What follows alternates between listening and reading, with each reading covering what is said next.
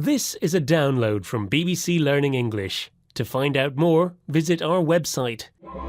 6 Minute English. From bbclearningenglish.com. Hello and welcome to 6 Minute English, the show that brings you an interesting topic, authentic listening practice, and 6 items of incredibly useful vocabulary. I'm Dan. And I'm Neil. Now, a favourite topic today, food, and how food can influence your mood.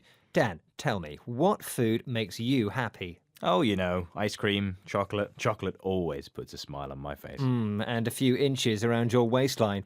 Sadly, the research we'll be looking at today doesn't suggest you eat more chocolate, but it does talk about bacteria. Bacteria? Those simple small organisms.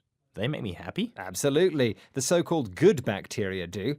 We'll get to that, but first we'll look at today's question.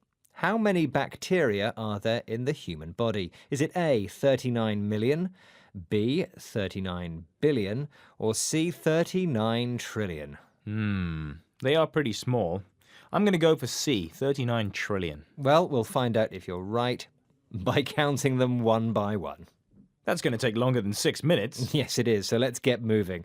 Scientists believe your mental state is connected to the bacteria in your gut. My gut, my stomach, and the other organs my food passes through. Yes, researchers at McMaster University in Canada and University College Cork in Ireland have found that certain bacteria help produce anxiety in mice. Anxiety, the state of being worried or anxious. I don't like the sound of an anxious mouse. Well, I'm afraid there's another mouse experiment coming up. Researchers at Kyushu University found germ-free mice showed more stress. Germs, a general word for bacteria and microorganisms, usually the ones which cause disease. So germs help reduce stress and anxiety in mice. Any research on humans? The BBC TV programme Trust Me, I'm a Doctor has just explored this. They looked at foods which are high in good bacteria, a claim which more and more food products are making these days. Yes, it's a phrase that appears a lot in marketing. But many traditional foods are high in good bacteria as well. They found that homemade fermented food was best. So things like miso soup, kimchi, yogurt, sauerkraut, all these are fermented. Have you tried all of those? I love miso soup and kimchi. And fermentation is the process where sugars in food are turned into acids and alcohol.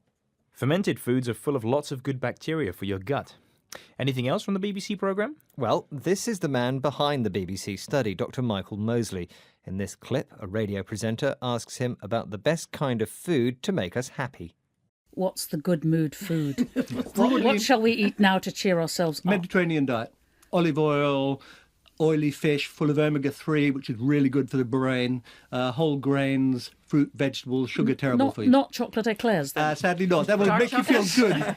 It'll make you feel good for about 30 seconds until you finish it. Then you feel terribly, terribly guilty. Right, OK, Mediterranean it is. He said the best kind of food is the Mediterranean diet.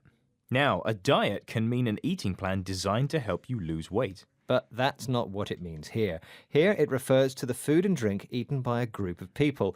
In this case, the people living around the Mediterranean Sea. Lots of oily fish, olive oil, grains, fruits and vegetables. And of course, add in plenty of fermented food too. And don't eat too many fatty, sugary, chocolatey things like chocolate eclairs.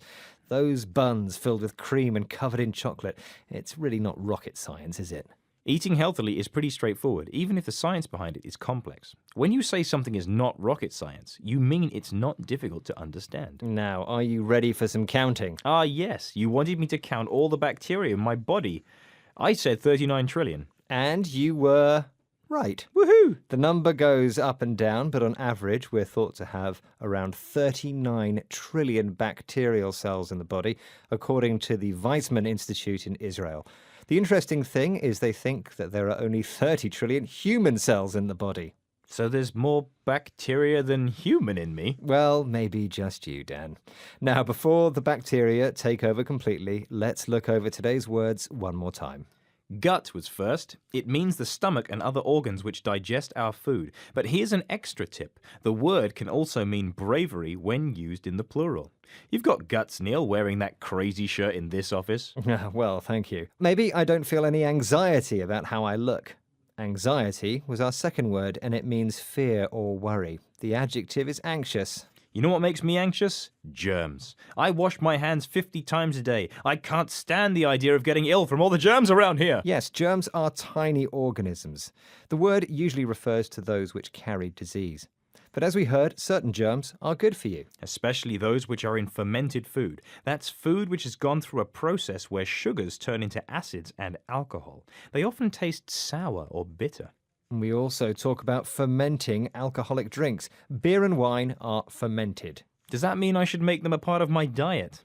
A diet not only means a healthy eating plan, but can also mean the foods and drinks consumed by an individual or group. Which country has the best diet, Neil? Well, in my opinion, the Japanese diet. It's my favourite anyway. Very varied and plenty of fermented food. And finally, we had It's Not Rocket Science. It's simple to understand. An example? Brewing beer isn't rocket science. You just need hops, yeast, and patience. And there we are, a rocket speed review of today's words. And that's the end of today's 6-Minute English. Please join us again soon. And we are on social media too. Make sure to visit us on Facebook, Twitter, Instagram, and YouTube. Goodbye. Bye-bye. 6 Minute English. From BBC Learning English.